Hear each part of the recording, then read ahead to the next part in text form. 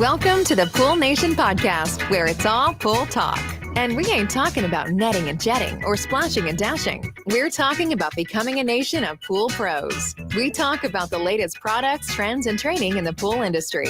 Now let's welcome your host, with over a decade of industry insider experience and still the reigning champion of Marco Polo, Edgar De Jesus, and his co-host, John JJ Flawless, the fastest netter in the West, and Zach the Pool Boy Nicholas.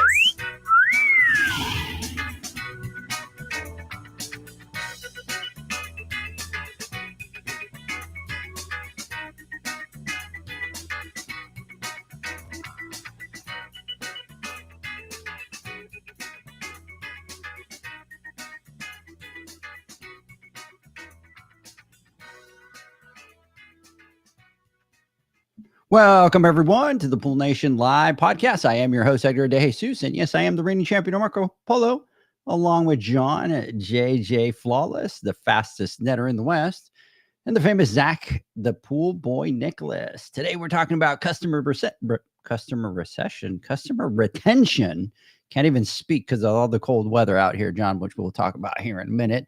And we're answering your business questions. But before we do that, I want to welcome you to our live podcast, a podcast where it's all pool talk, and we ain't talking about netting and jetting or splashing and dashing. We're talking about becoming a nation of pool pros. And yes, we will talk about the latest products, trends in the pool industry, but I'm struggling today.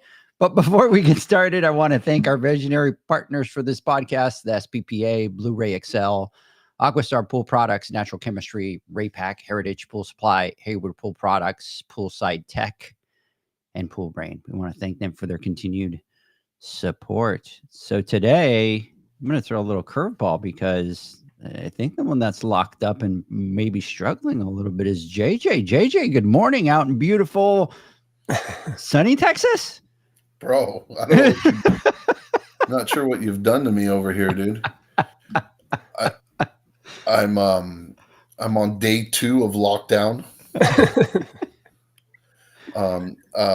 For those that aren't familiar, out here in Texas, we had I think it was like 9 inches of snow yesterday, and we flew in on Wednesday to come here because we had a week scheduled with some videos and with the podcast and such. But we were the last flight that got in about midnight on Wednesday. Everything else is canceled on Thursday, and we had about 9 inches worth of snow, and it is absolutely beautiful, right? It really is. It really is beautiful. It's quite the scenery change from where we're at in California. We were like at 80 degrees in the desert, which was nice as well, but snow has been out of the question, and the amount of snow that we have gotten here is just unbelievable. And I have a funny story to tell you about it. I've never driven in the snow. I was in the snow. The last time I was in like real snow was probably 35 some years ago out in Boston. Because this isn't like ice. This was real snow. And I did a little drive yesterday, but I'll talk about it in a second. But we can't make it out to the podcast studio, so I am in the bedroom. So I apologize to anybody watching this live or watching the video. My background is not an ideal choice. I was trying to fit in the picture so you guys can see what it looks like outside. Can you see?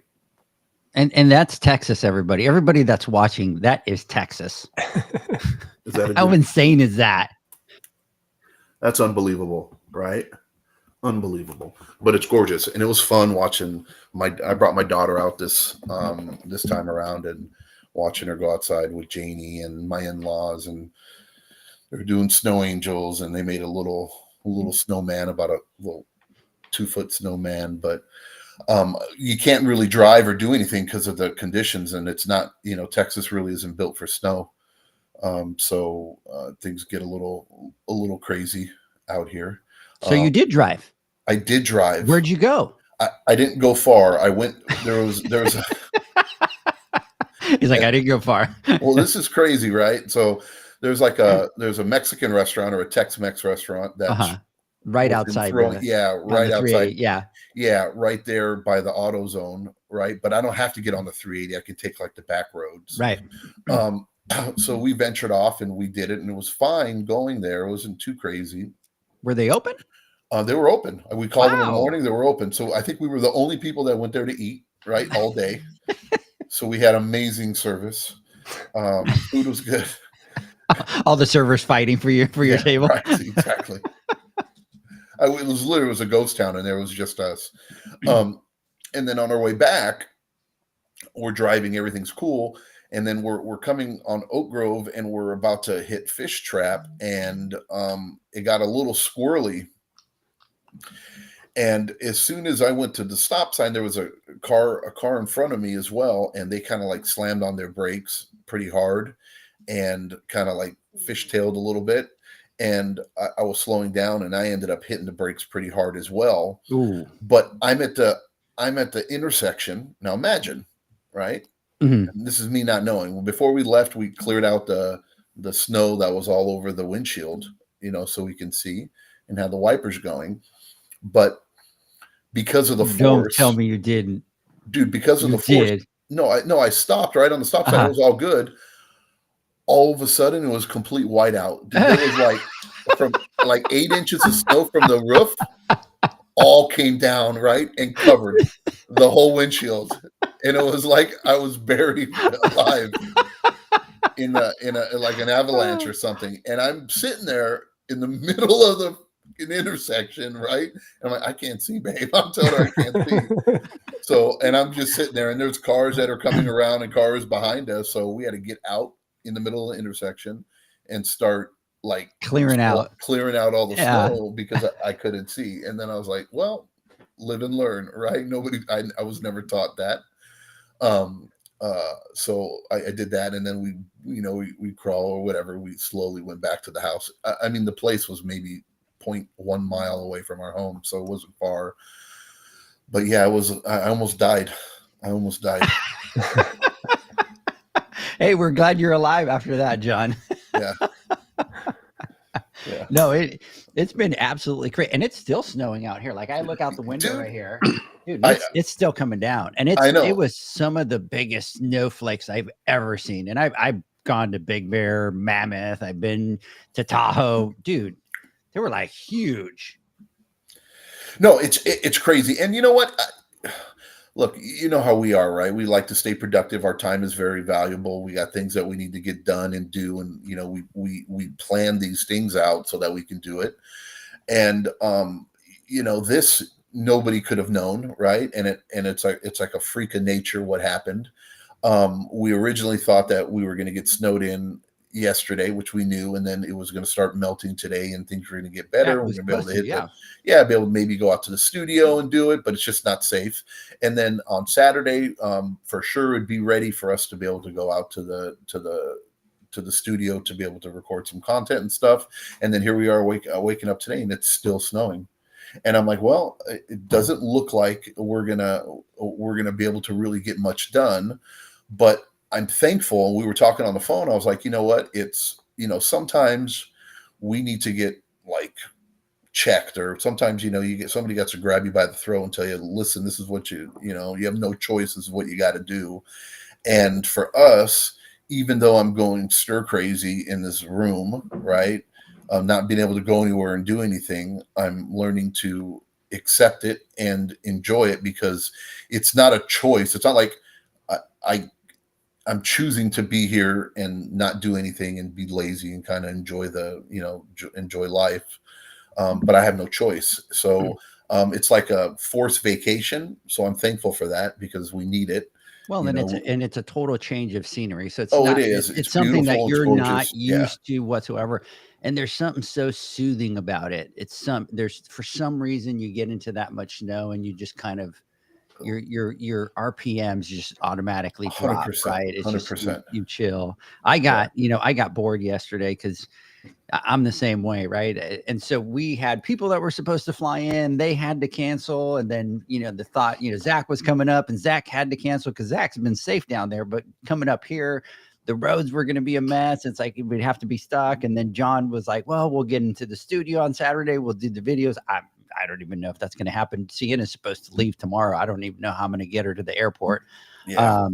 And so I'm locked in the house, right? And so I decide yesterday at 4:00 in the afternoon, I'm like, I'm going to get some exercise. I'm going to go out and shovel the driveway out of the, and dude, we had good at that point, probably 6 inches of snow.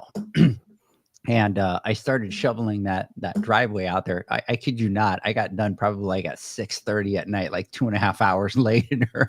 But I was able to kind of get that energy out. But it was awesome to just kind of do it out in the, in the cold weather and jacket. And it was drizzling a little bit. And, so I was able to kind of, John, get some of that. Yeah. And you don't adapt. You're not really good for the cold. Right, you're not really cold, dude. But it's a you should have seen me. It's not windy. It's not windy, right? Yeah. So it's like a really dry cold, and I'm in here and actually have the windows open, and it feels great. But I was, obviously I had a jacket on and I had a beanie on, but obviously you're shoveling, so you start to kind of get, hot and stuff like that. But then kind of came in, and then I woke up this morning thinking. Because what happened to us last time is we didn't clear the driveway, and then there was a big coat of ice. So then if you were going to back out the car, it just slid all the way down the driveway, right? So I'm like, I was being smart. I'm like, I'm going to clear it out. And then based on what they said, it was going to warm up today, and then all that wouldn't have to melt because it wasn't there. Well, yeah, I woke up and there's probably 2 more inches of snow in my driveway. So, but it's crazy. It's still snowing. It's crazy how long it's lasting. Yeah. So I don't think, because the problem is today the high is supposed to be 36 and it's overcast. So it's not going to be hot enough to be able to melt all that. And the low is like 17. Tonight is the worst. It's going to be like 17 or 18 degrees tonight. So that's going to be, completely crazy out there. But yeah. Anyways, good times. So, John, you know what you need to do, because I have been getting messages. The last time it snowed like this, I did a live. I put my cowboy hat on. I put my cowboy boots on. I busted out the car, grabbed the rope, and hey, I don't have a sled, so I just kind of grabbed my hamper basket and was doing rides around the block in the hamper. So yeah, I don't think they make a hamper basket heavy duty enough for me. Make it down here. Make it down here and we'll do it. But the neat thing was this time while I was shoveling snow yesterday there was all the kids. There was like tons of kids with their parents driving. There was one truck that had like 4 kids that were dragging, they're all like little kids and stuff like that. But good times, John. So yeah, and what's crazy, and we were talking about this as well on the phone. And Michael brought it up here in chat too, is like it's surreal. The difference, like we come here and we have this completely out of the ordinary, beautiful white snow, and then back home, our neighbors out in LA are going through hell right now, literally. That's really crazy. And I was telling Janie too, I go, I wish we could just take this. Why can't we give this snow over to LA, right? And what it could do for them. And and I think it's funny is the same system that brought the snow here actually brought helped with the fire out there because of the cold front. Yeah. Brought down the cold, the winds, and then I think it was I learned about the humidity. It made humidity like single digits, which made everything like paper dry and susceptible to fire. And I've been watching on Instagram and TikTok and watching the news. Our hearts go out to everybody out there that's affected from these fires. It's like it's scary, what's happening, and it almost looks like post-apocalyptic. Yeah. Did you see Pacific Palisades? Dude, I'm like, it's something from a movie, like out of a bad apocalyptic. Yeah, and I'm like, movie. It's almost, and it's hard to really to visualize. It's one thing, but imagining experiencing it, and some of the videos that I was watching of people like escaping. Like there was a certain video of somebody was like going through a tunnel. You sent that to me. I sent that to you, right? And I mean, my heart was like. Did you see the one of the 2 guys that were in their house, and it was all glass, right? So it was Oh like a yeah, U shape, and they're stuck and inside, they're and stuck, there's and they're like, fires all around and completely. they didn't make it, Yeah, it was. and Yeah, it's like, man, I get the dude, chills. yeah, it's oh my god, it was heart Yeah. wrenching, and Yep. they're still going through it. I don't know, man. It's bonkers. Yeah, it's completely crazy out there. So big shout out to all those people out there that are going through that, because it's loss, right? Like over here, we got snow. Yeah, big deal. You're locked in for 4 or Yeah. 5 days, but out there, you're just losing everything. And I saw those pictures of Pacific Palisades, and it looked like a war zone, like you see. And they showed the before and after, and it's all just gray completely. And if you've ever seen anything like a mountain or something that gets decimated by fires, it's just an eerie sight, Yeah, and it was, and I saw some videos too, and it was, I don't know if I sent it to you, but it showed like a McDonald's that was burning up, Oh, and I saw that. it was going off like it literally looked like a sparkler or like a firecracker, right? There was no flames anywhere, but it helps put into perspective how how these things actually happen. And when they have like 100-mile-an-hour winds, they were getting sustained 60-mile-an-hour winds, gusts up to like 100 miles an hour, and you might have a fire half a mile away, or the next block, or up on the hill, and the wind shifts and hits, and then all those ambers Yep, are flying right through it, and it lights those things up, and it's like, how did this one building catch fire and everything else has no fire, you know what I mean, around it? And it's from McDonald's the one from McDonald's that you sent was like the perfect because you just see it. All you see is just those little amber flames. It was like a fireplace. I was telling Janie, I was showing them, I go, it's like a fireplace, and you're like stoking the flame, right? And you're just sitting there going, you're keeping it alive, and it's going, and then whatever ashes and ambers that are flying off to the next building, and it's just crazy. I don't know how they do it out there. Much respect and love to the firefighters that are out there fighting, and I know they have troubles, and they're going through the issues that they have. And I mean, I don't know how anybody prepares for something like what happened and what's going on right now over in LA, but I hope they get it under control, and I hope God just pours some rain down on them, so that it can help slow. I think the last time it was like 6% contained after all these days. I don't know. Yeah, it's crazy. So Terry Arco, thousands of homes with pools destroyed. The industry is going to have to come together to help with the recovery. 100%. You gotta figure something out. Michael was saying that the National Guard arrived in LA last night to enforce curfews. Yeah, what piece of shit, right? You know what I mean, dude? I'm like, it's what frustrates me with people sometimes, humans, and why I'm the way I am sometimes. And, sometimes you get a little jaded. You got the best of humanity when they come together, and you got the scum of the life, or scum of the earth, right? That start taking advantage of situations like this and doing what they're doing. But I mean, that's everywhere you go, I guess. People are opportunists, and they do stupid shit like that, but I don't know. Well, now that we're over that doom and gloom, Zach, how are you? Right. That's hard to follow. I'm not gonna lie. Zach's all like, you can't hear me. I can't. Yeah. It's like, he's like, I'm down here where it's cold, and that's it. Cold and rainy. And me and Leslie are jealous of you guys, because it's always fun to get a good snow. And I mean, it's amazing to me how close I really am to you, but how different our weather is. That is so weird. Because it's like sometimes you've got like these big, huge storms, and we're not that far. And I'm like, but look at Jeanette. An example, Jeanette is on here. Jeanette, are you on here? Because I was kind of messaging back and forth with her yesterday. And look, she's saying that and Rockwall is only maybe an hour at best from where I'm at. I don't even think it's an hour away, but maybe it is an hour away. Thought out in Rockwall and didn't get much at home out east. Yeah. That's just crazy. So, but the kids would have loved it to be out here. So, so that would have been fun to see all your kids out here kind of playing in the snow, kind of having a good time. So snow's cool when you get it like for short periods, I Right. guess, and you get to enjoy it. I remember we went to Idaho, I think it was like 2 years ago. And Leslie, it's like out of a Hallmark movie, just beautiful and all the icicles and Christmas lights and fresh powder everywhere. And we're walking down Main Street in the town and the little coffee shops, and she's just like, "We have to move here. Like, we have to move here." And I'm like, Hallmark movie. yeah, this doesn't like last like this. And by the time we were leaving, it was the slushy mud, ice everywhere. Oh, I totally Did get you- it, man.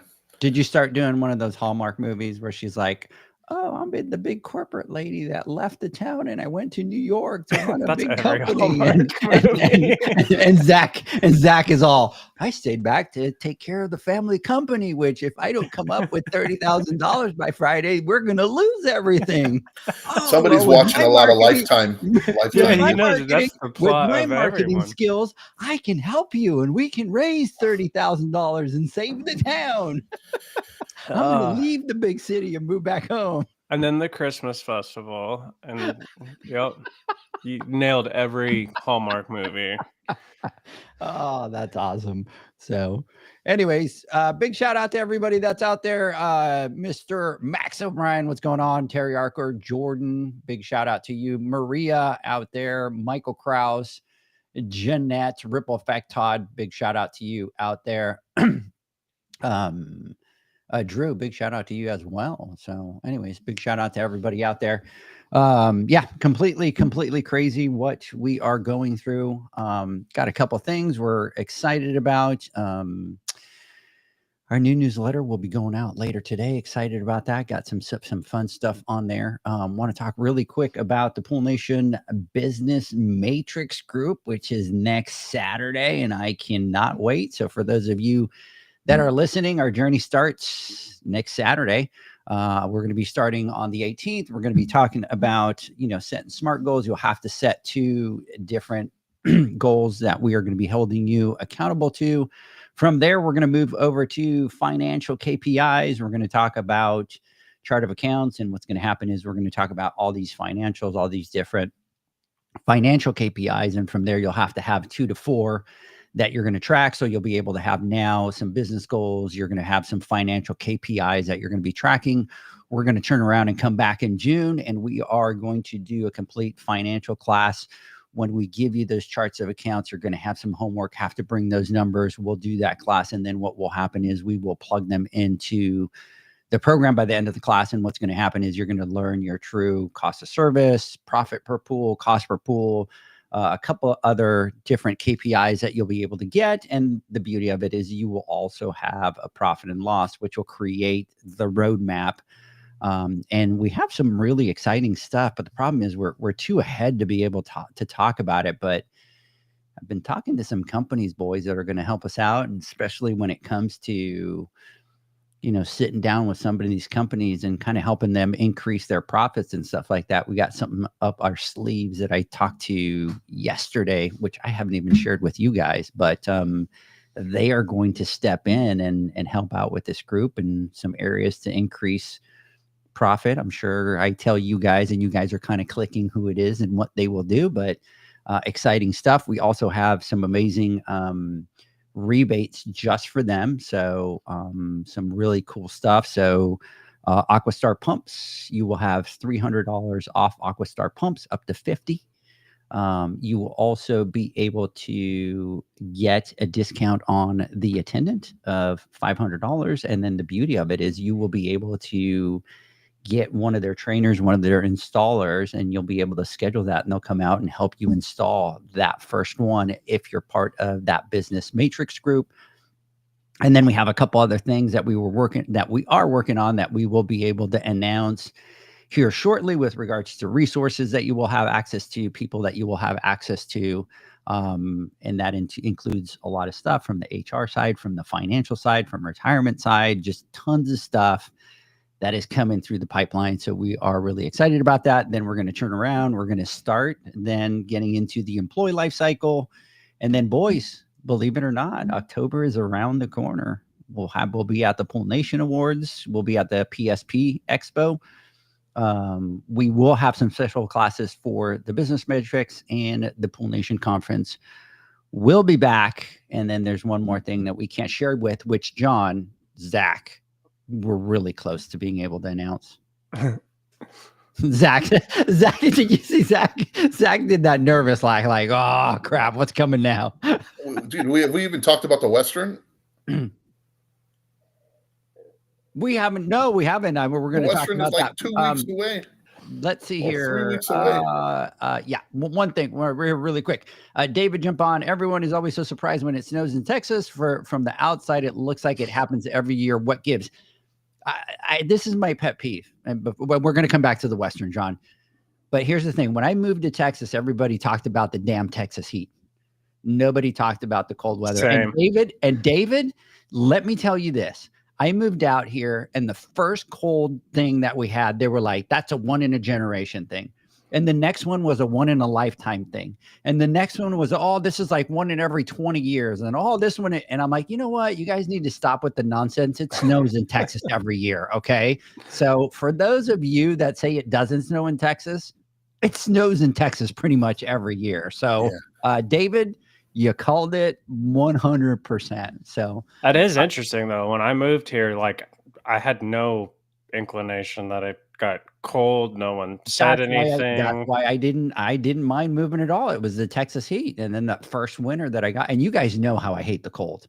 I'm just not built for it. You know, David is saying, can you join the Matrix later in the year, or is it now or never sort of thing? So David, we run on a year cycle on the Matrix, and that's kind of the way that we're going to run it, because what we do is everything that we do will build on top of everything else. And every time that we have a meeting, there's going to be work, there's going to be homework that you'll need to prepare for the next Matrix. So an example, if you wait and you're like, oh, I want to join in June, and I want to then at that point kind of do the financial part, well, your goals are going to tie into it. The KPIs that you'll learn will tie into it. The chart of accounts that we did give you, it'll tie into it. So it just kind of ties into all of it. So it's one of those that you have to sign up for the January class before this January one starts. And then if not, you have to wait until the following year, because what will happen to this business matrix group is this business matrix group for next year will continue to build on their business, but they won't have to kind of go back and take these classes again, because we've already kind of fed those through. A pool guys check to see if your liability has loss of income policy. That's a huge one. You know what? That's something we should talk to Danielle about. That's actually a great point, Max. As pool guys, check to see if your liability insurance has loss of income policy. That's huge. You know what, Max? I'm going to call Danielle right after this podcast, and we gotta have her on and talk about some of those things, especially for all these guys out there in California. And then Kevin from Pool Brain is saying it snows in North Texas. So Kevin, nobody told me that before we moved out here. And I think Kevin is in Austin. Kevin, are you in Austin? And then I don't think Austin has gotten too much snow down there. So anyways, got the business matrix. John, let's talk about the Western, because it's right around the corner. I know. Let's talk about it. Well, first, when you talked about our first meeting is next Saturday, to me, I kept thinking it was still a couple weeks away. You know what I mean? And time it absolutely flies by. And then right after we get done with our meeting next Saturday with our first inaugural Matrix meeting, we have the Western. And I think it's creeping up on us so quickly is because it's a month early, right? Yeah. Because of and everything is a month early. So I think this year it's going to be a reoccurring statement, and we're going to sound like just a bunch of old men. You know what I mean? Like, oh God, time flies, right? God, where did the time go? Right? Time flies. Yeah, where did the weather and the time? Exactly right. That's what it seems like. But shit, man, yeah, we have the Western, which is right around the corner as well, and you know we're excited for that one as well, and you know the whole team out there, Eric, Stan, everybody. I grew up at the Western Show, and a lot of pool guys and gals locally, especially in California, that has been like the show for for us over there. They are heavily invested in education, and they service the pool pros. Has always been the thing, right? And that was my first pool show I ever went to, and we go every single year, and we've been honored with the opportunity to be able to teach some classes there, and we have a list of Pool Nation instructors that have put together some pretty amazing topics and classes, and this year is no different. If you look at for the last couple of years, I think last year first year we had, I don't know, we had a bunch of classes, 4 classes or whatever, and then it morphed into doing like 10, 11 classes, and then this year I think we have 13 classes that we're doing. And if you look at it, look at the map, and you can look from the middle top all the way down to the bottom. You can see all our courses that we're going to be doing there. And this year we're coming back out of retirement a little bit, and we're going to be doing some classes there as well. Not only that, I just looked at this. I don't know who did this schedule. Yeah. So I think Zach was in charge of the schedule this year. But John, on Friday, we do a class from 10 to 10:45. We do a class from 11 to 12:45. We do a class from 1 to 2:45. And then we have to be on the floor at 3 o'clock in the afternoon. It'll be a fun day. You know what's funny is that doesn't really bother me as much as it used to. Now, look, for anybody following, we were just talking about it. I'm on over 5 months now, no smoking. That's Whoa, awesome, has it been that flew by? Time flew by. That flew by. Right? Time flew by, right? Yeah, that's what I'm talking about. I'm like at over 150 days, but when stuff like that happens as a smoker, and it's sad. And one of the reasons why I wanted to quit as well is because you're almost a slave to it. And you got to think of, well, if we're going to be starting at that time and finishing there, when am I going to have time to walk out and have a cigarette? Right. Right. Well, I don't have to worry about that anymore. So I'm good. My schedule's open. I'm fine to run from 7 a.m. until whenever. But I think it's better that way anyways, because we kind of get in our rhythm. We always. Yeah. And the classes are going to build on top of each other. They're meant, but I'll talk about them really quick here. So we start on Thursday. We start with our friend Terry Arco, Elevating Pool Care, Comprehensive Responsibilities of a Modern Pool Pro. Then we go into filtration, how it impacts your performance and your profitability with our boy Brian Kerson. We go into our first class that I didn't talk about, which is 4 to 5:45, Business Efficiency, Masters of Operational Efficiencies for Success. That one is going to be Zach.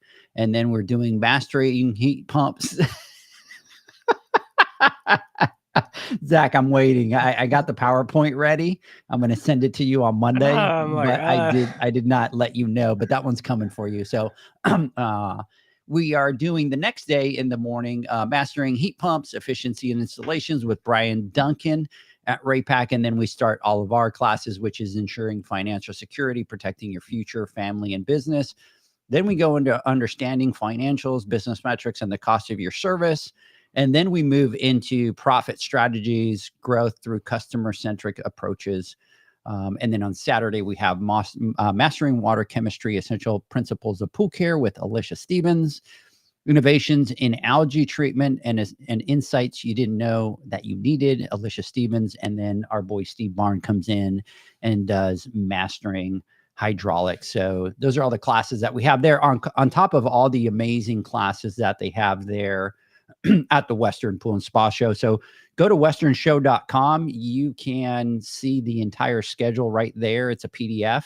And then we're also including it in the Pool Nation Spotlights and Insights that's going out. I added it all the way to the bottom so people can have, access to that.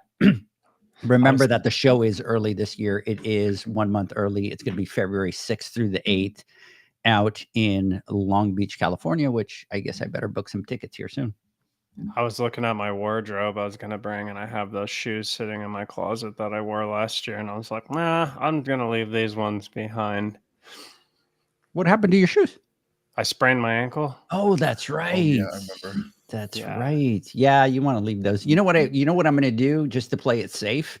I am going to bring a stroller for you. That way I can just kind of put you in the stroller and take Hey, you. I'm not opposed to that. Just push me around. No, we'll rent you one of those little scooters, and you could just drive around in the scooter all day. So, anyways, guys, we've been talking for 34 minutes. Let's do this. We got to get back on track. Let's take a word from our sponsors. When we come back, we are going to jump in.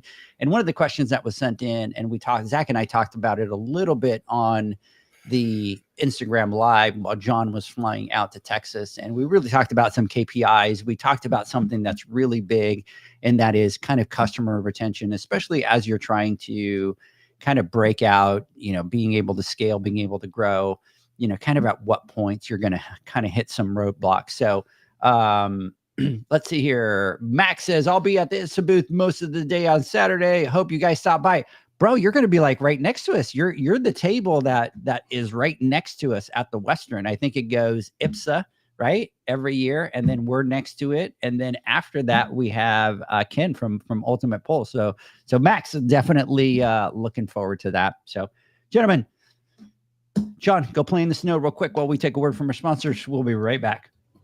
The Hyper Pole from Ultimate Pool Tools is a pool care pole designed by pool professionals for pool professionals, featuring precision crafted carbon fiber and stainless steel construction. Go to ultimatepooltools.com or Instagram at Ultimate Pool Tools.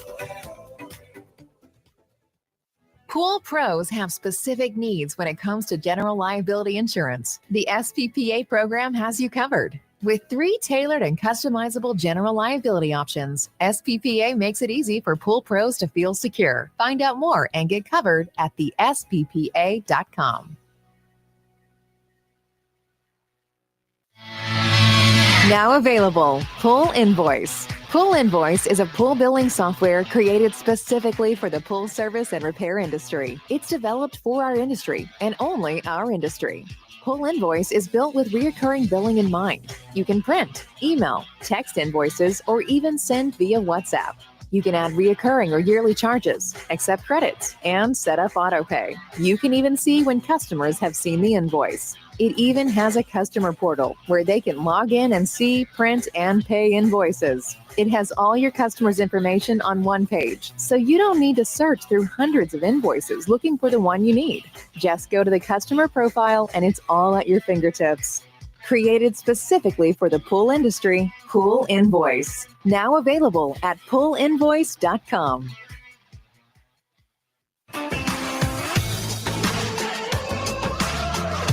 Blu-ray XL is the power of minerals working for you. Reduce your overall chemical costs and labor up to 50% guaranteed. Whether you have 20 accounts or 20,000, Blu-ray XL's direct pricing and free shipping to the pool trade have you covered. Improving pool professionals' profit and work-life balance is what they do. Blu-ray XL, the real mineral purifier. Visit them at BluRayXL.com. Blu-ray all day. Aquastar's new pipeline cartridge filters, available in 2 sizes, deliver top-notch hydraulic efficiency along with best-in-class filtration performance, approaching that of DE filters. Uniquely designed, open pleat spacing means 100% of the media square footage is usable. And these claims are backed by NSF test results. Designed with the pro's time and comfort in mind, the patented double locking system improves safety and ease of access, making filter cleaners faster than ever before. Available now. Ask your supplier for pipeline filters today. Natural Chemistry, a leader in specialty water care solutions for over 30 years, is proud to provide products that make pool service easier than ever before. Its unique enzyme formulations in Pro Series Pro Blend improve efficiency of your pool program while reducing frequency of filter cleaning and scum lines. Natural Chemistry is also well known for its wide variety of phosphate removal solutions that include a non-clouding formula in Phos-Free and extremely high range removal with Pro Series Phos Remove or Phos-Free Max. Save time, save money, save work with Pro Series products.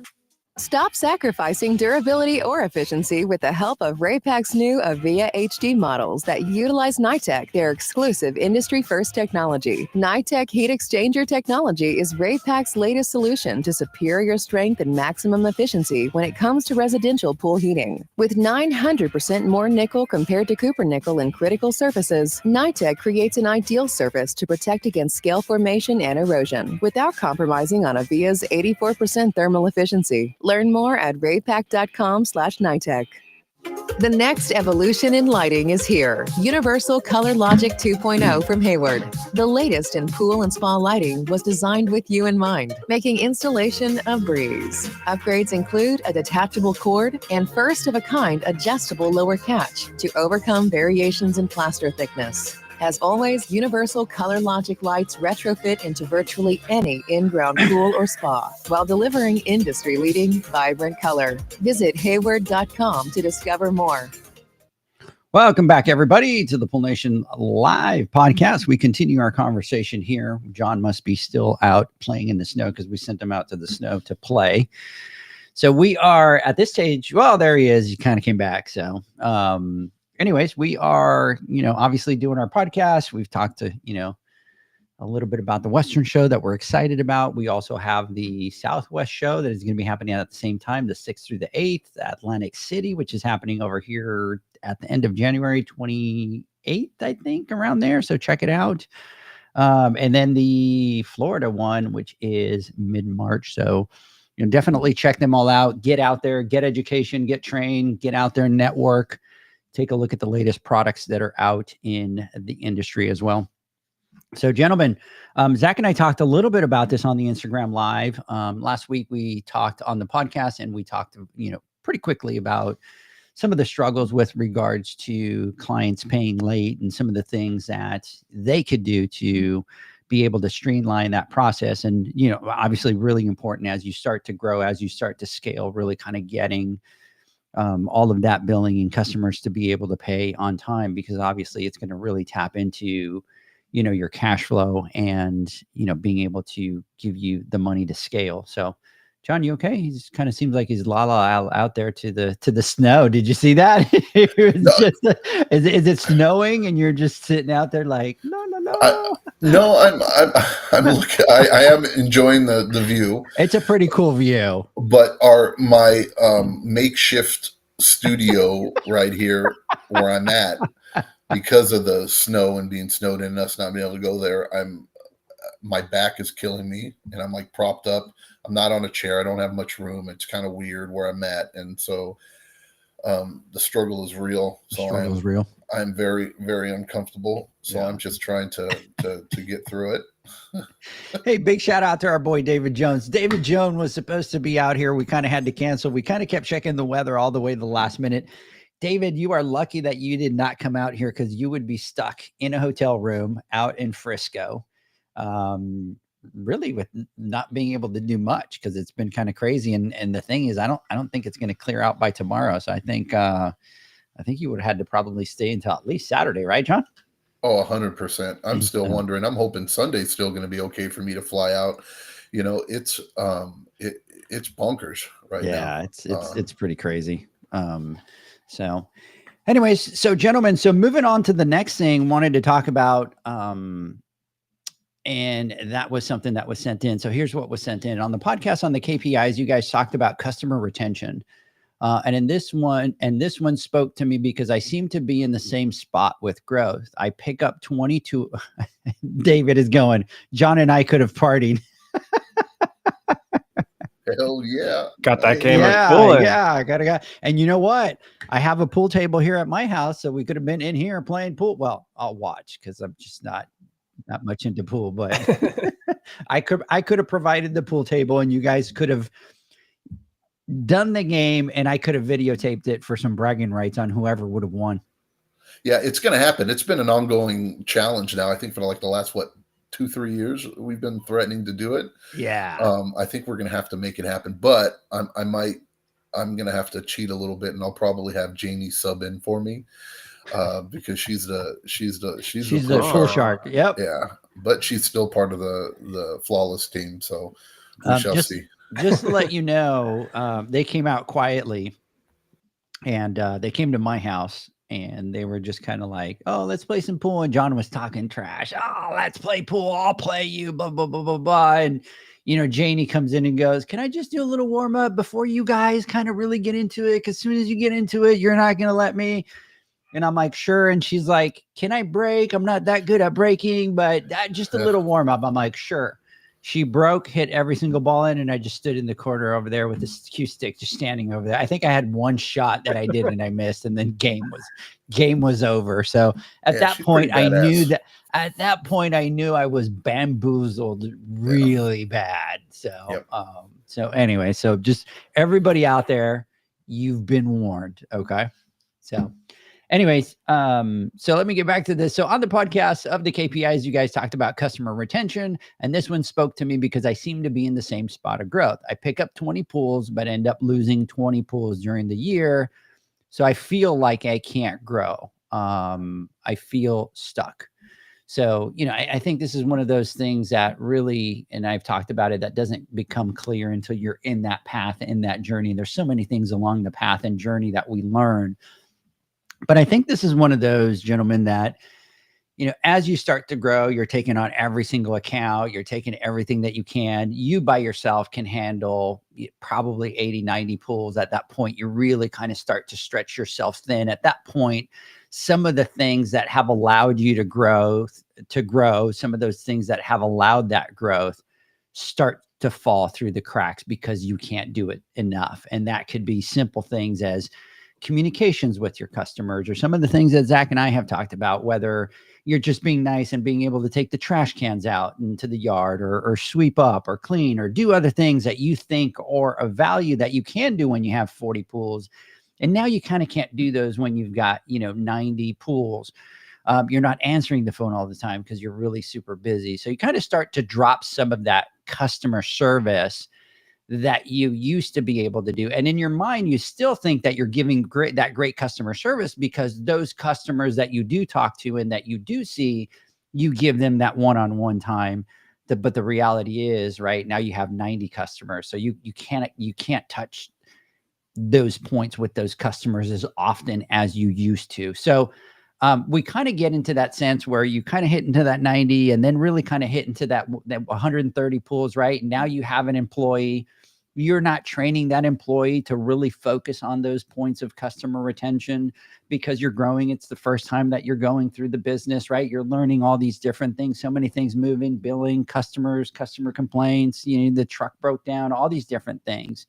And you kind of hit that wall, and you're kind of like in that mode of like, man, it feels like I grow to 130 pools really, really fast. How come I can't scale anymore? And one of the things, and one of the KPIs that we don't look at, is we don't look at the customer retention. We don't look at it and say, man, I pick up 20, 25 pools, but I lose 20, 25 pools every year. Why am I losing those 20, 25 pools? And that's really what's keeping you from being able to scale. So I want to talk about, some of those things, maybe some of the things that the pool pros can do to really kind of start to focus on that customer retention. I know some of the things that we'll talk about is really some of the basic things, but things that you need to sit back and look at. And I bet you some of those simple things you're not doing anymore. So, gentlemen, I'm going to throw it back out to you guys, and maybe we could talk about some of these things. You want me to jump in on this one?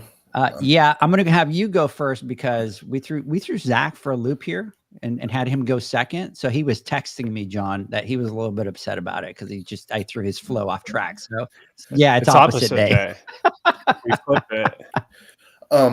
No, I just have some really good points that I think I want to bring up, and I know Zach is going to bring them up too. And then once Zach brings them up, then I'm not going to. You're not going to have anything to talk about. So right. So I want to jump and say this. Say me. I'm the one who, look. Let me talk about it, and then Zach is going to be done and be like, "Damn it, what John said." Right? Zach is going to go ditto. Right? Yeah. Ditto. Yeah, exactly. So I'm not going to take that approach. Go, right? John. So, look. What a great question, and this is one of the most important metrics, that you can possibly track, right? And without clients, without customers, what are we doing, right? We're not really necessarily running a business, right? We're not going to be successful. We're not going to be around. But I want to look at this question. I think it's a little different. I think it's framed up, dig a little bit deeper into this, because I look at this and I can see it from multiple perspectives. And initially, when I look at it as a positive thing. I don't, just because you picked up 20 pools and you lost 20 pools, I don't necessarily look at that as like, oh, I'm not growing, or I'm having a hard time growing, or I'm hitting a wall. I look at that personally, as like, hey, if you're going about it the right way, and I'm going to explain, I might go off on a tangent for a little bit here, but bear with me here, and I'll bring it all together at the end. I look at this as phenomenal growth, personally, because this is kind of how we have been operating for the last few years. We've always been a little net positive, but for the most part, it's net zero when it comes down to accounts. Because I've spoken about this, and people that have listened to us over the years, is we do our top 10, bottom 10 accounts. And at all times, we have our best accounts, and what the attributes are, what the qualities are, what the things that we look for, and the things that we want from those accounts, and why they are. And a lot of it is based off of money, right? How much money we make, type of relationship, time, effort, whatever that's put into it. And then the bottom 10 accounts are, clients that we have that we wish we would never would have picked up, right? Problem customers, complainers, whatever it may be, the effort or the time that's put into chemical usage, whatever it is. And then we find a way to, as we pick up a customer, we lose a customer, we get rid of a customer, so that we can build up a route, a quality route, and build on a very solid foundation. And to me, being able to do that, get rid of 20 of my worst pools, and then gaining 20 great pools, I look at it as a huge success. But that's assuming that's what he's talking about. But I got to imagine, and maybe he doesn't quite realize it. The problem with growing, especially if you've done this the first time, and in our industry, and if you grow fast and you don't have a solid foundation or principles, or you don't have a terms of service or clear expectations, or you just don't have the education or the experience and wisdom to know, what account you probably should take on, what account you shouldn't take on, what cues, or what, from a customer's attitude or personality and stuff, those types of little intricate things that we take into effect now, that we take into consideration when we bring on accounts, you tend to pick up a lot of crap, and we're in that position where, like, hey, look, we need that pool, or we want that pool, we want to grow, and we're in this false sense of understanding that growth equals more accounts. And so here's an opportunity, and I want to take on this account. And if I have to bargain with my wage, or what I charge, or maybe not disregard something I probably shouldn't, because I just want the account and I want to grow, we set ourselves up for failure, for a lot of pain down the road, because now we start to have regret, or we start to not like doing that pool, or job might not be quite as fun dealing with this customer, because you're getting text messages at whatever time, or the issues that are involved with that pool, and you didn't price it correctly. So it starts to snowball, and it becomes the downfall for a lot of companies. And that's why I've seen over the years a lot of people go under very quickly, doing a very good job, having maybe 50 pools, 60 pools, and they're in their comfort zone, and they're able to do what they're doing. Not saying that they couldn't improve on those 50, 60 pools, but they think that they need to grow to the 100 or the 120, and then get to the point where they need to bring on somebody, and they just grow so fast that they start to trip and fall, and have to deal with all these unforeseen issues that they didn't take into consideration. So I think Slow, controlled growth is the way to scale any business, right? Unless you have a rock solid foundation, and the right people in place, the right employee or whatever, in order to be able to grow at a higher pace.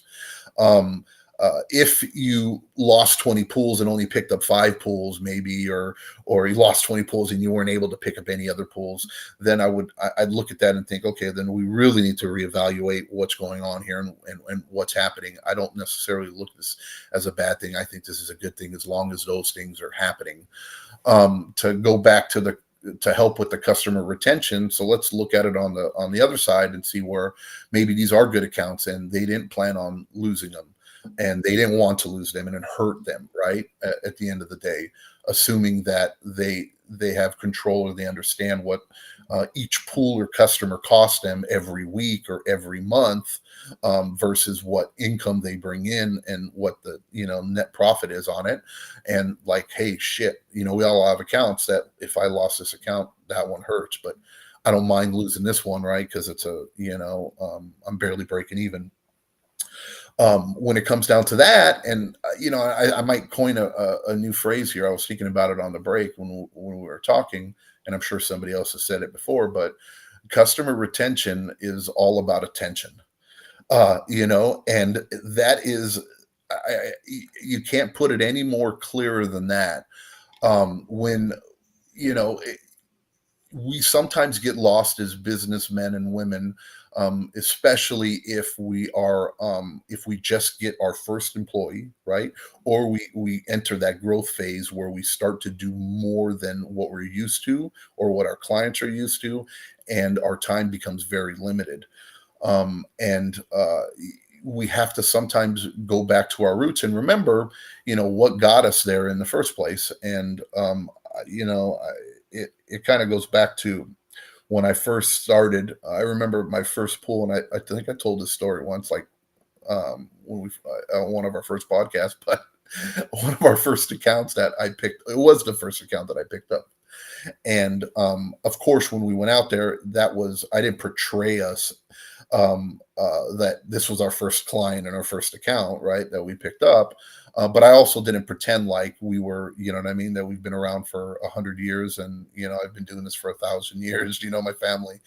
But the first pool, when we picked them up, I remember I was there every day for every day of the week, servicing and giving it like just the amazing attention, because I didn't know, and I was paranoid, and I was learning at the same time. But and I remember the client telling me at the time, going, wow, you really, you put out, it's amazing the amount of effort and how much time you spend here at our pool every single week, right? You know what I mean?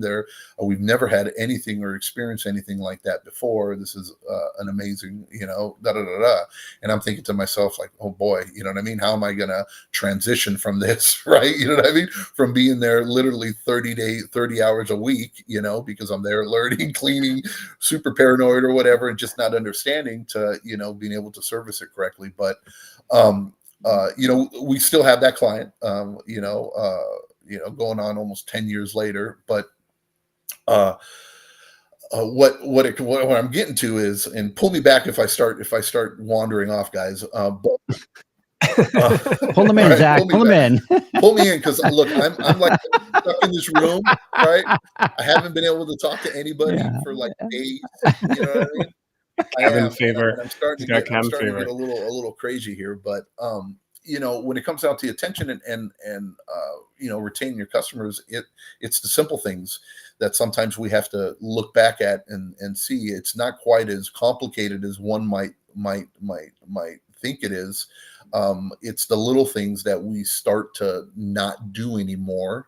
Because you're too busy. And Edgar, you talked about it too. You're too busy.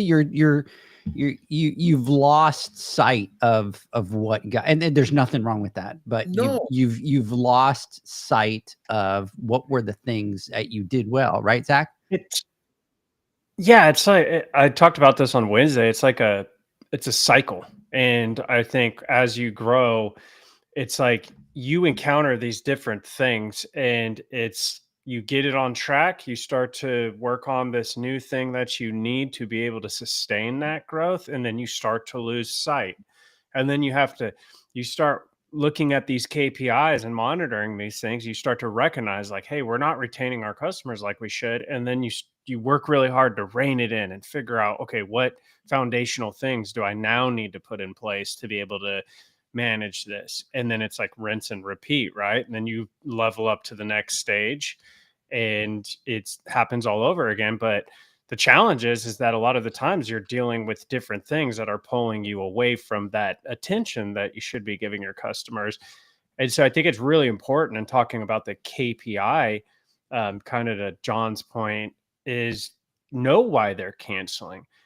I go through this and I'll be like, man, why did we lose all these pools? And I start digging into it and we track that, reasons for cancellation. And it's like, well, they were on route for 5 years and we have had quite a few price increases in that time. So understandably, they started way down here and it's just getting to be too much for them or whatever it is, or whether it was a real estate transaction. So it's not all doom and gloom. A lot of times it's like a cleansing of your route, right? You're getting rid of you're losing these customers. Like John said, it's like maybe they don't fit your model as it is today. Yeah, but it's yeah, and it's important, I think, to go back into, look at what has made you successful, right? And figure out in your business if you could do that, because what happens a lot of times is when you're smaller, you could do things like John, right, was talking about, and obviously we're exaggerating with the joke of that pool and you're there 30 hours a week and stuff like that, right? And that attention, but you do that at a certain scale. We all did, right? We're all successful because of those things and that attention and that customer service that we give. I used to give things away Right. for free. But you need to look at it as you start to grow and as you start to bring employees, you kind of need to look at your business and go, man, how am I going to differentiate myself from everybody else? What are the things that we're going to do? What are the things that we can do? You talked about it, Zach. There's, once you grow and you have, 10 employees, you can't afford to be able to kind of go, okay, well, you guys kind of do it all however you want and just kind of figure it out. And hopefully that works, right? Like you have to have a certain structure in order to be able to deal with some of the complaints that come up, and whether that's a 10-step process or a 15-step process. But along the way, that's not good enough anymore, because if you aren't communicating with the customer, if you aren't having that one-on-one relationship to a certain level, then guess what? They're going to go and they're going to move to somebody that's delivering that. But there's a point in your journey that you need to understand that you need to look at those things. You need to train your employees to be able to do that and be able to be attentive to the customer's needs. And if you don't do that, you can find yourself in that situation where you've got, 150 pools and you're like, man, how come I kind of can't scale? How come I can't kind of grow? And it's going to take for you to go back to those customers and ask the difficult questions and figure out, either you send out a survey or the customers that are leaving you ask. And you have to be careful, because not every customer is going to be honest. When they're leaving you, they're like, oh, my brother's going to take care of the pool, or, oh, this is how, like, you really, truly have to want to know why they're leaving so they can address those situations. And it's not easy to sit there and say, hey, John, give me some negative feedback on my business, right? It's not, those things that we could sit there and take very easily. It takes experience and time to be able to take that feedback and be able to grow. Let's see. Let's see. What are the most critical items that provide the highest value to the customer, and how do you create and standardize a system for your team to follow and do those things every time without supervision? Yeah, and we talked a lot about this on Wednesday, and I think that's really what it's all about. The things that add value in the respect of giving your customers attention. I don't think that necessarily really changes much as you grow. I think what the challenge is putting the systems in place as you grow to be able to maintain those things. as you get at a larger level, because when you're thinking about scaling, eventually you're competing with the person that is out there. They're doing it themselves. They're providing that good quality. And in a lot of cases, they're doing it for less. And that may just be because their overhead isn't as much as, a company that has to have all these people.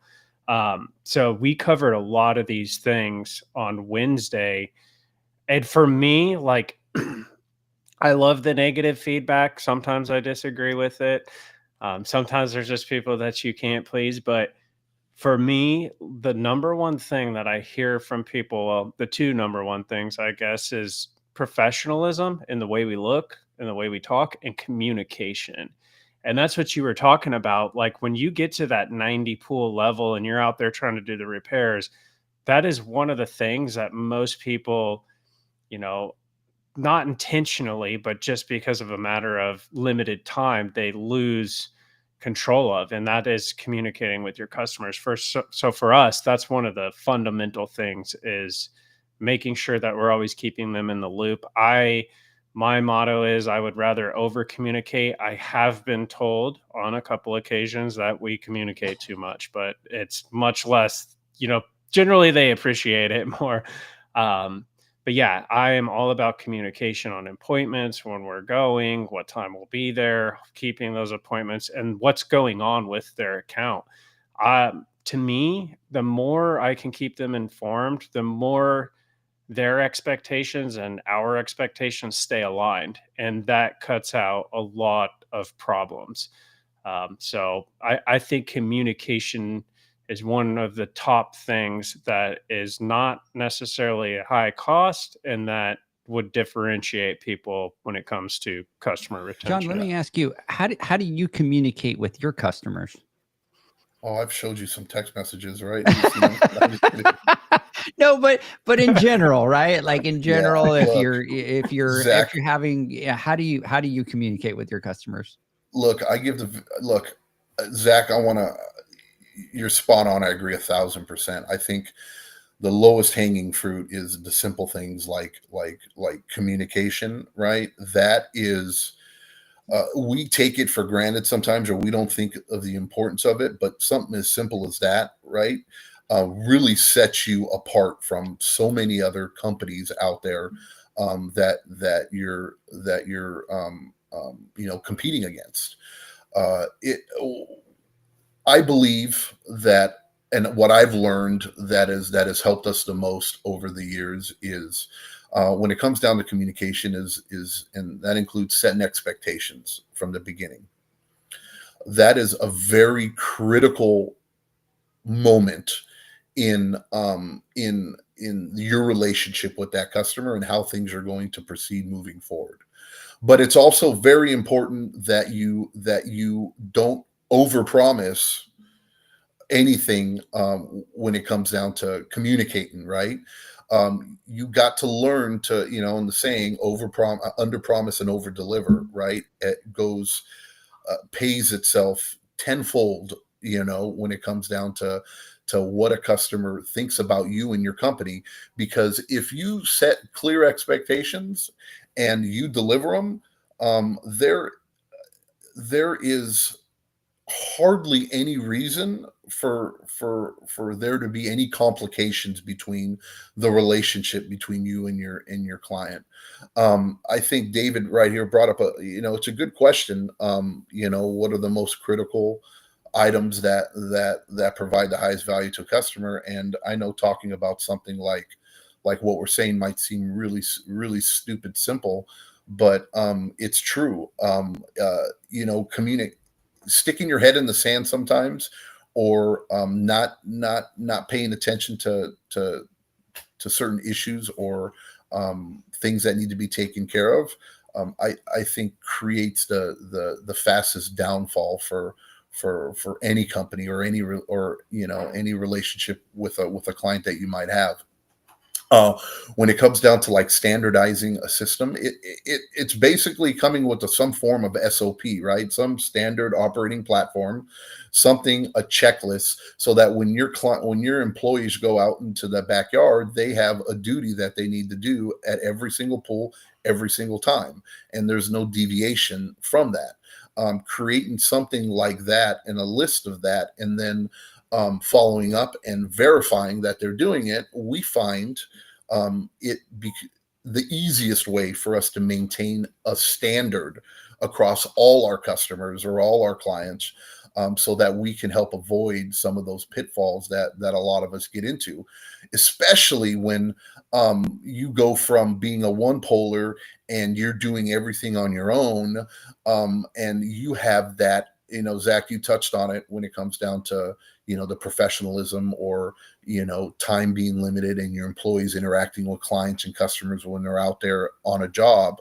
As an owner, you have a completely different perspective, and there's a different power shift or a different environment that you're in. And when you're talking to them, I wish we can get, the ultimate goal is to be able to get an employee to feel, right, the amount of to be as vested as you are in retaining that client, right? To them, it's just another paycheck, right? Or it's just another job or another pool, and they don't have that connection with them. They don't see the end game, right? And they don't have as much skin in the game as we do as owners. And it's though there might be some fairy tale employees out there and there are, I know, but they're very few and far between.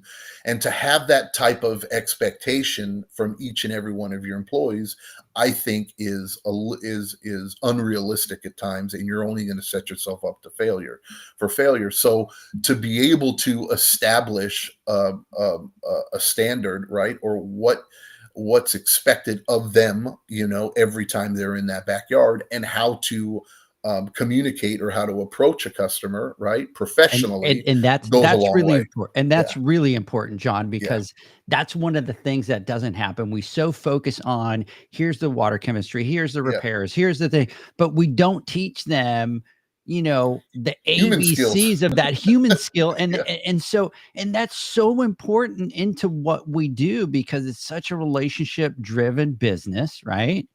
That you're getting into the backyard, you're dealing with safety, you're dealing with the safety of their kids, you're dealing with all that. And if you have somebody and you don't teach them the skills to be able to communicate with that customer, at least you're not trying to get them to become best friends, but there is a level of skill in dealing with customers and customer service. And I don't think that a lot of companies kind of really focus on that. And if you do, you start to take that to the next level. And the thing is like, I think interactions among people are changing a little bit. I think the dynamic is changing with the generations and technology. And you hear those things about, people can't have a conversation at dinner because they're sitting across from each other on cell phones. And it maybe wasn't something that had to be so taught in the past. It may have been a little bit more natural, but I think it's more important than ever. And that's something I've literally had on my radar. And it's like, we have to find a form of customer service and interaction training that we can put into place. But as it is with growth, it's like, just when you want to start working on one thing, you have to start working on another thing. Other curveballs come into the game. And it's like John said, these are like, they seem so simple, and at the base level they are, but yet they're so complicated. And that's the whole thing, is it's what systems can we put in place to John, are you eating Tums right now? Here's a good one. Did you hear me? No, I was eating. Are you eating? I was watching your mouth, and I was. What are you eating? I had a Tum. I had to take a Tum. My stomach. Oh, yeah. I thought you were eating like some candies or something. So no. Hey, here's David. I have a point I want to jump on. And say. Yeah. Let me read this in it. So I use Pool Brain. I can set up a standard for all customers, and then I can add custom stuff for customers. We need more unique service and deliverables. So much easier to deliver that value as you get bigger. Absolutely. And there's tools that are kind of, What obviously set to be able to deliver on those. And there's key companies that we can look at as examples that I look at these companies and I just like, wow, how do they do that? Like across the board with so many people.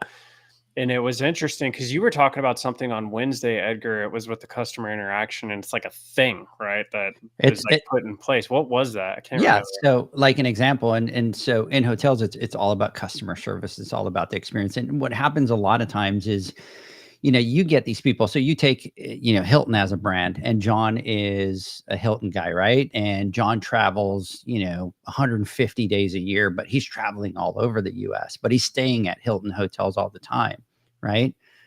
It's like, how do we recognize John if he's coming to my property for the first time or he's never been before, right? So, people, the focus is that people like to be recognized, right? So, an example, there's big studies on that, and which was huge for our software was, to be able to see, his reservation, and then we'd be able to see how many nights he spent in Hilton hotel properties, right? And we'd be able to see 100, and we'd be able to go, oh, John, wow, this is your 100, your 100th night staying at a Hilton property. And John would be like, how the hell did he know that? Right. But it makes John feel good. Right. And then the other thing that was, through that process is, we're checking in a customer. Customers like to be recognized. Customers like to be called by their name, right? It gives them that recognition. So it was mandatory that through the check-in process, you had to call the customer by their name 3 times, because there's that study that shows that third time it kind of clicks for that customer, and it really kind of starts to boost that recognition. So through the process, we taught all of the people doing that check-in, right? There's certain points during that check-in that we want you to hit. And here's the best opportunities for you to call Mr. Flawless by name, 3 times. So there's things when you talk about customer service, when you do all those things that you can do, right? So you have a pool pro in the backyard, really kind of, recognize a customer, call them by name. Some of the things that I used to do is, and John does it as well, is you pull up to the property and you start looking at things that you can realize that people are passionate about, and it's whether it's their dogs, it's their kids, it's their grandkids, if it's landscape, if it's sports, right? I had a customer that used to throw a huge football Super Bowl party every year because he was a huge Patriot fan, right? So every time I saw him, I used to joke around with him. I used to, bash on the Patriots and stuff like that. But now I'm creating that one-on-one value that he's going to remember. Oh my God, here comes Edgar. And, I'm going to be able to talk about football a little bit and, do this. Or if, little kids in the backyard, right? And use the philosophy of Disney. And that is that if a cast member has to talk to a kid, they have to go to their knee to be able to do that. You start to implement some of those small things, and those things really, from a customer service standpoint, really kind of start to elevate you, whether it was, dogs that we visited or any of those. You can figure out from the customer standpoint what those things are passionate about and kind of address those and talk about those. So sorry, John, a little bit off track, but what was your point? No, I think it is on track. I mean, I think we're going in the right direction, but this isn't a black and white answer, right? It's not a simple. It's not that customer easy, service right? is not something that you can go do these 4 steps and you nail it. Correct. I think this is another thing that's not really spoken about much, and it's one thing that I've learned over the years, and what's helped us out immensely, especially when you get to the point where you're growing and you bring on an employee or bring on multiple employees, is, and it ties into what I said earlier about setting expectations, clear, concise expectations, and the communication portion of it as well, is I think every company that hires their first employee and brings them on will lose some accounts because you're not doing their pool anymore, right? 100%. It will happen. I don't 100%. Yep. It's going to happen, right? Yep. And our struggle is, how do we get an employee or get somebody out there who's as good as you, and preferably, and in a perfect world, better than you, right? As managers or owners, or growing up in management and teaching people and coaching people, it was always like, find somebody better than you are to replace you, right? And you want to make somebody great at what they do, and it's a struggle. In a corporate world, it's easier because you're both working for a paycheck and you're both a W-2 employee, right? And you both kind of have the same outlook, and you're trying to advance your career and do whatever you're doing. You don't have that personal ownership like you do as a small business owner.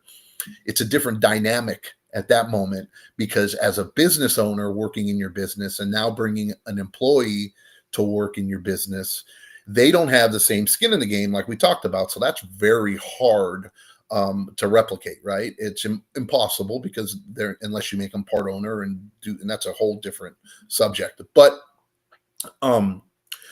what I found to help combat that was when it came down to clear and honest communication with our clients is setting standards and letting them know that, hey, look, this technician or our technician here, they are amazing. We're not going to skip a beat when it comes down to servicing your pool, to safety, to chemistry, to cleanliness, to professionalism. That stuff are never going to compromise. But I want you to understand and to know that their specific job and their duty is to service your pool, to clean it. There are other things, because we fell into a lot of issues when it came down to the knowledge or understanding of the pool, right? And repairs and why things go wrong. And a customer is very used to going out there and asking and I tell a customer, I go, I've yet to be stumped on an issue with the pool or why something's happening. And they know it. They ask me a question, I give them the answer to it, right? Oh, this is why it's happening, and this is what we need to do to fix it, or whatever. And this is what we can do, or this is how you can help, or this is what we can install, or whatever it may be. But we can't expect our employee to have that type of knowledge, at the get-go especially, or to be able to invest that much time at a stop to sit and have a conversation with the customer for 30 minutes, about this or that or whatever, right? And then we're sitting there looking at the time going, what the hell, bro? You know what I mean? You're at that stop for 54 minutes. I know that pool, you should have been done within 20 or whatever, you know what I'm saying? And it's a slippery slope when it comes down to that. So we have clear expectations to our customers, and I can give a perfect example to it just yesterday. But it's like, oh, are you drinking it well? I didn't get it on my beard. Did you see? On your beard? See, it works. I also knew that if I trimmed a little better too, that it's not as bad. I noticed it was trimmed up. It was trimmed up a lot better, right? Thanks. Is it trimmed up because you're locked up in the snow and you didn't have anything to do? I think Mama got tired of getting like bombed with like liquids, or you know what I mean? Every time she gave me a kiss, she's like, "Whoa," because I have dark black beard, right? And when it's like a mop, whatever I'm drinking, I've stored like 2 ounces worth of liquid. And if it doesn't contrast, and if it's like a water or like a G Fuel or something like that, there's no knowing what's there. And then she gets like, whoa, and her whole face is like dripping in water. It's funny. Man, that is terrible, bro. It is, but it's the truth. That's terrible. It is the truth. It's the life of the beard man, dude. I'm sorry, but it is what it is, dude. I'm a realist. Sorry, bro. Yeah. I had to. But she loves me. She loves me. So, or you could do what Zach does and just drink out of a bottle. Now he just drinks that frou-frou bottled water. Yeah. I don't do that.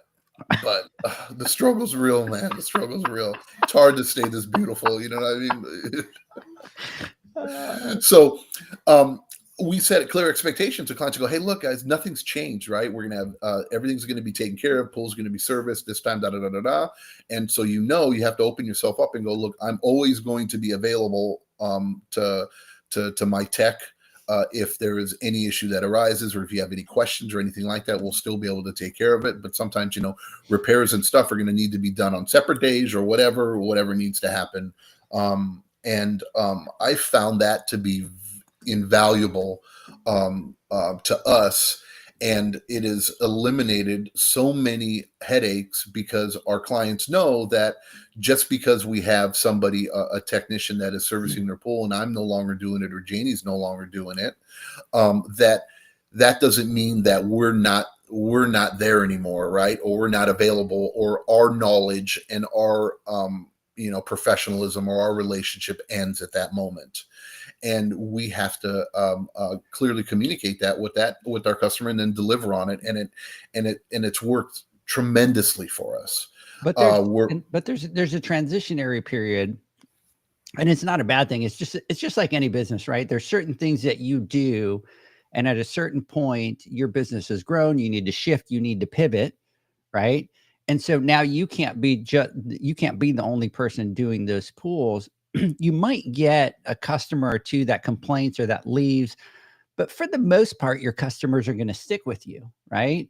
And then what's going to happen is you're going to kind of educate them on how you do business from now on, because you've grown, and a lot of those customers will stay. But it's exactly like you're saying, John. It's like you have to focus on those things and have that conversation and tell that customer that, hey, yes, we're growing, but this is, we're going to be there. This is how we're going to grow. But everybody that's in that spot, you're going to have to go through it. Like you don't have a choice. You're going to have to face the music of, I am going to grow. And you kind of sit there and you go, oh, well, I really kind of don't want to do it because these customers are going to be upset. You're really only going to have one or two customers that are not going to like it, they're going to leave. But at that point, you kind of have to transition, and you have to move your company forward. And then from that point, John, just like you're saying, that communication is key to them to guarantee that you're going to be there, that you're still going to take care of the pool, that your company still lives off of that VIP, high-end service. You got David going, ew. And then Brett is saying, my wife's pet peeve is John's drinking in the, yeah. I'm going to agree on David. It was like, yeah. Oh, if the tables were turned, I would be freaked out. Like, it couldn't happen. I don't know how she does it, and I don't do it on purpose. I don't know, right? I'm sorry. It just happens. You just don't know. But it's an unfortunate truth when you have a beard like mine and Zach's. No, what made you really grow out your beard that much? Because when you started the podcast, your beard wasn't that big, and it was COVID, man. Shorter. Dude, I grew a COVID beard, dude. It was clean. You always used to. I remember you kind of cleaning it and doing that little round thing at the bottom, and then you just kind of went, I'm going. Well, Zach inspired me. Was it Zach? Zach inspired me. No, it was He's COVID like, that started. I always how to grow a beard. Right, exactly. I can do it. I always had a goatee. I always had a beard. It was one or the other, and I kept going back and forth. Uh-huh. And then during COVID, I just decided to grow it out. I saw Zach, and I go, well, I think I can do that. Let me try. And it's funny how every beard is different. Well, obviously, you look at Zach's, and it's a little bit thinner out. He doesn't have as much as the strong growth right here in the middle, right here. And then you used to shave that right there in the under the lip. So for the people that are listening, John used to shave completely under the lip and had that big hole, so it was more down at the bottom, and it was like this. It was nice and trimmed, and it was like this, evenly matched to this bottom part right here. And what are you trying to say? I'm and now I'm letting myself go. But I do have to tell you this: your beard is a total Santa Claus beard. Like if you made that thing white, it's like big and thick like that for Santa Claus. I was going more for Zach like Gladiator, yes, or Viking or something like that, right? Zach is more. Zach does fall more into kind of the ZZ Top kind of biker look of beard, just and then they call it the Wuhan whiskers. Edgar is not old enough to grow a beard. Don't let Edgar talk about your beard like that. That's 100% true. Kevin, you nailed it, brother. I've tried to grow a beard my entire life, and it just doesn't work. The 3 hairs that come out right here and the 3 on that side. But anyways, gentlemen, we've been on here for an hour and a half. I know that Kevin is saying CZ Top for sure for Zach. That's kind of We've been talking for an hour and a half. I know that John would probably talk for another 6 hours. Just I got all the time in the world. He's got all the time in the world. You don't hear me going, I got like 15 pumps I got to put in today, automations. I got all the time in the world. So if you want to chit chat, we'll chit chat for another 4 hours. You know what you should do is you should somehow make it over to my house. And then what we'll do is we'll film ourselves on videos in the hamper basket going around the neighborhood. Oh, bro, you want me to break a bone? Look, I can't even get out of bed. I can't even look. When I get out of position right here, I'm gonna have like 14 unknown bones crack. You know what I mean? That I'm still trying to figure out where they came from. Anyways, gentlemen, let's do this. Let's take a quick word from our sponsors. When we come back, want to get your final thoughts. We'll be right back. The Hyper Pole from Ultimate Pool Tools is a pool care pole designed by pool professionals for pool professionals, featuring precision crafted carbon fiber and stainless steel construction. Go to ultimatepooltools.com or Instagram at Ultimate Pool Tools. Pool pros have specific needs when it comes to general liability insurance. The SPPA program has you covered. With 3 tailored and customizable general liability options, SPPA makes it easy for pool pros to feel secure. Find out more and get covered at thesppa.com. Now available, Pool Invoice. Pool Invoice is a pool billing software created specifically for the pool service and repair industry. It's developed for our industry and only our industry. Pool Invoice is built with recurring billing in mind. You can print, email, text invoices, or even send via WhatsApp. You can add reoccurring or yearly charges, accept credits, and set up autopay. You can even see when customers have seen the invoice. It even has a customer portal where they can log in and see, print, and pay invoices. It has all your customers' information on one page, so you don't need to search through hundreds of invoices looking for the one you need. Just go to the customer profile and it's all at your fingertips. Created specifically for the pool industry, Pool Invoice. Now available at poolinvoice.com.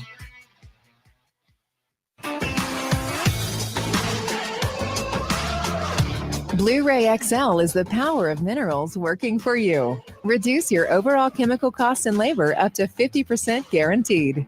Whether you have 20 accounts or 20,000, Blu-ray XL's direct pricing and free shipping to the pool trade have you covered. Improving pool professionals' profit and work-life balance is what they do. Blu-ray XL, the real mineral purifier.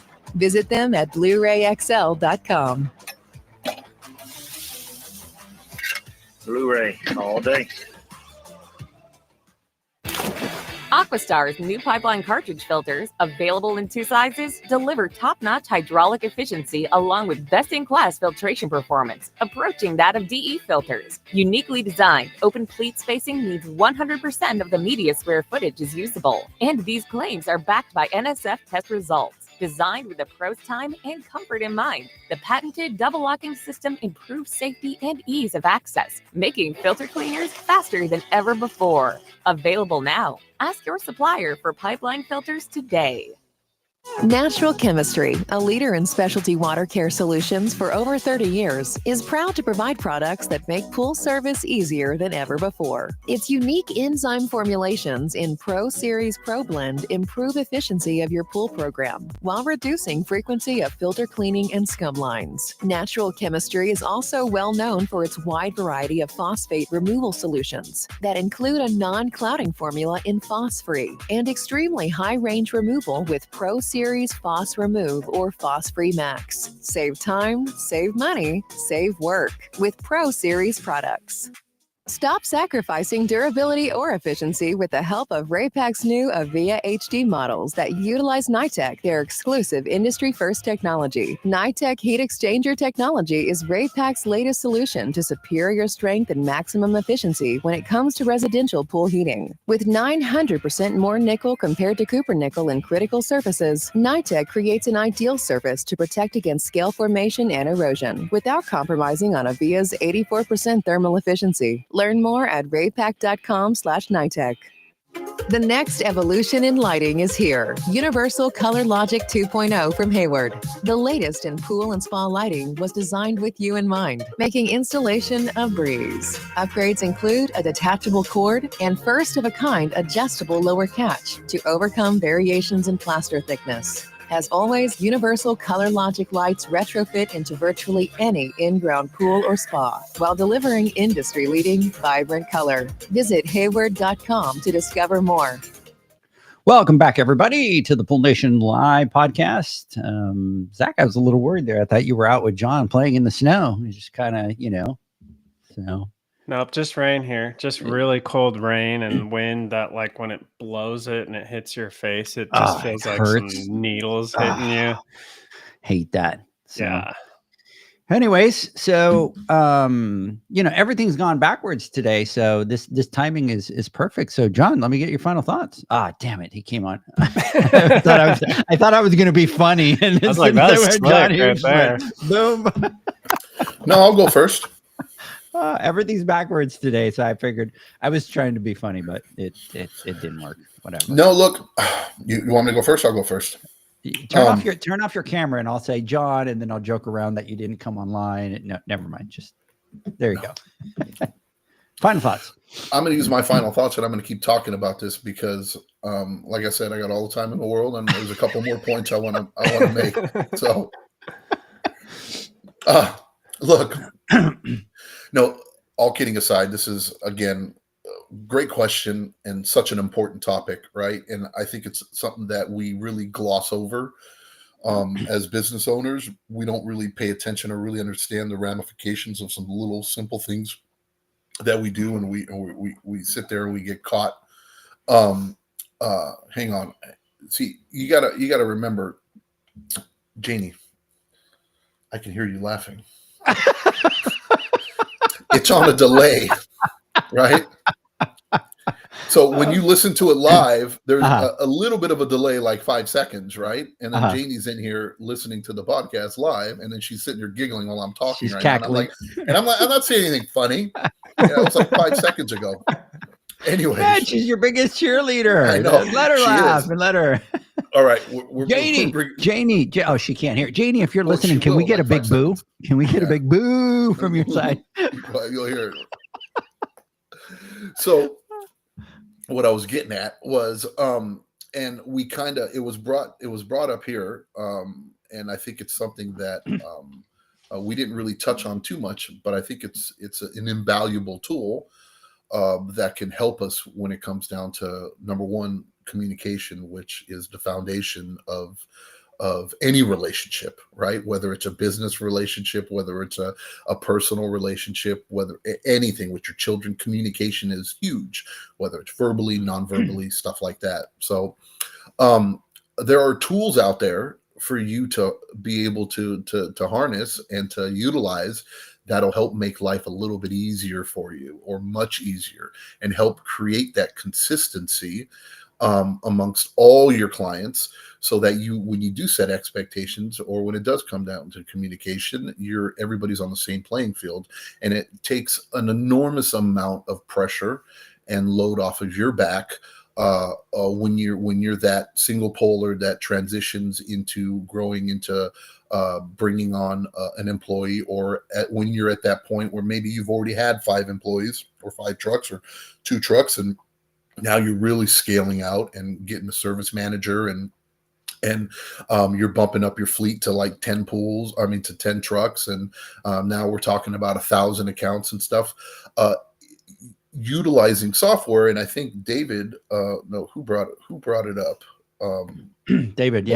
Yeah. About PoolBrain, right? And the shameless plug out to our boys out there. But utilizing a program like that and standardizing your route, you just cannot put a dollar amount on having that peace of mind or being able to have that control. It's like I remember when I first transitioned. That sounds weird.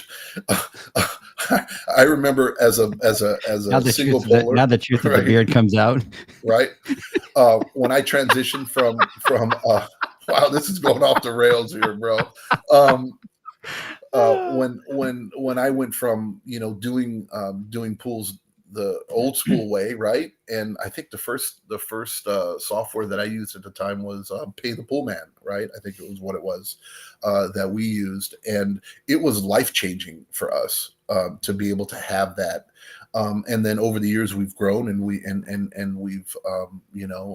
moved on, but being able to harness technology like that, and having a partner like PoolBrain. Any of our listeners out here who doesn't have a program like that or is looking for something a little bit more, reach out to our friends over at PoolBrain, and I'm sure they'll be able to set you up with a demo and kind of help you with that when it comes down to that transition, because it is a critical part in our business.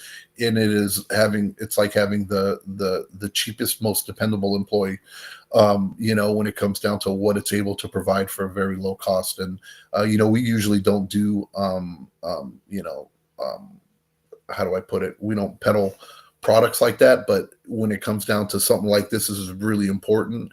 And I think that this needs to be talked about, and anybody in the pool industry nowadays, especially in our age of communication and the way things are done, if you're not utilizing a program like PoolBrain, you need to reevaluate that and get on it. So that's it for me. I'm loving it here in Texas. Here we are out the snow. I'm gonna go make snow angels, and then I'm gonna post it on Instagram for us. Oh yes, please Do send it it. to me. Right? Send it to me. I'll post Right. it. Oh, I'm sure. Dude, I've learned my lesson sending you any questionable videos or anything like that, because you have no shame in throwing them out there. But, no. Let's go. Zacharias? He's Your doing the final same thing. thoughts. He's doing the same thing that you do. He's waiting for me to go, Zach, final thoughts. Wait.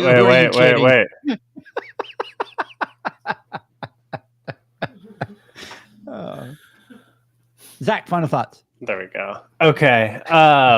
So just kind of tagging on to what John said, and we're talking about customer retention and some of the critical things like David asked that could be done. And, when you boil it down, like a big part of it is just simply people. And John always talks about that, and people and whatnot. And a lot of times it can seem so complex, and there's books and there's programs and there's all these things on how to do good customer service and give the customer, what was John saying, customer retention is attention. But it can really be just simplified. And I think at a base level, it's just be a good human, care, build a personalized relationship, communicate with them, be honest, honor your commitments. And I think that's just the recipe to successful customer retention right there. Now, where the challenge comes into play is, how do I scale that? And how do I get that? Nice. Flawless snow angels. Would be flawless. But how do I standardize this? And then that's where the systems come into place, and the processes. And then not only the processes and systems for that, then you have to add the processes and systems for how do you train people and hold them accountable to delivering that good customer service. But all good stuff. And we could go on for hours on this, but don't overcomplicate it, I guess. Yeah, absolutely. And there's a lot of important KPIs that you have to track as your business, right? And we always kind of start with the financial KPIs, because that's one of the things that we always focus on, right? How do I make more money? How do I make sure I'm making enough money? How do I make sure I'm making enough profit? But once you kind of have those and you have those downs, really this specific KPI of customer retention is big, especially if you want to scale.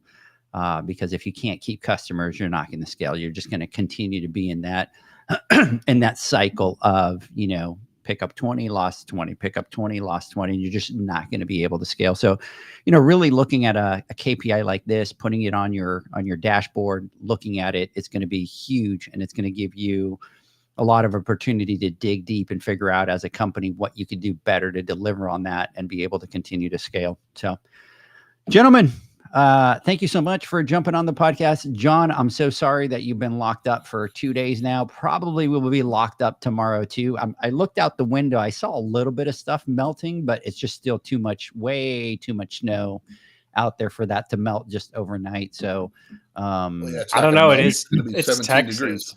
That's true. yeah, but We had a day it was like 70, and then it went down to like 35 or something. Yeah, the yeah. swings. But today the high is supposed to be 36. So you will have some melt. But like John was saying, tonight's supposed to be like 17 or 18 degrees. That's where it all freezes. That's Whatever ice. has melted. Yeah. There's your sleet. So we'll see. We'll see what happens by 3 o'clock tomorrow. Hopefully by 3 o'clock tomorrow, we should be fine. Here's the beauty is as soon as you get on the 380, John, the 380 will be pretty clear because there's a lot of cars that travel on it. It's more the neighborhoods that'll be, a little tougher. You pulling out of your neighborhood in that little street where the little ranch is at with those horses and stuff like that, that will probably be kind of nasty. And then when you make a right going to the 380, those little pieces right there will probably be a We'll little see. ugly. And but clean off your roof before you go out. Oh. yes, clean off your roof. See, another tip we learned, right? Yep, there you We go. talked Beard, how to drink, now how to drive in snow. In today's episode, Multifaceted. in today's episode of the Pool Nation podcast and the Beard Nation podcast and the Yes. Snow Hey. Nation Nation. podcast, you There we learn it go. all. Yep. So, anyways, everybody, I hope that you guys have a great weekend. We'll catch me and John next week on our Instagram Live, and we'll see you then. Have a good weekend, guys. Bye. See you guys.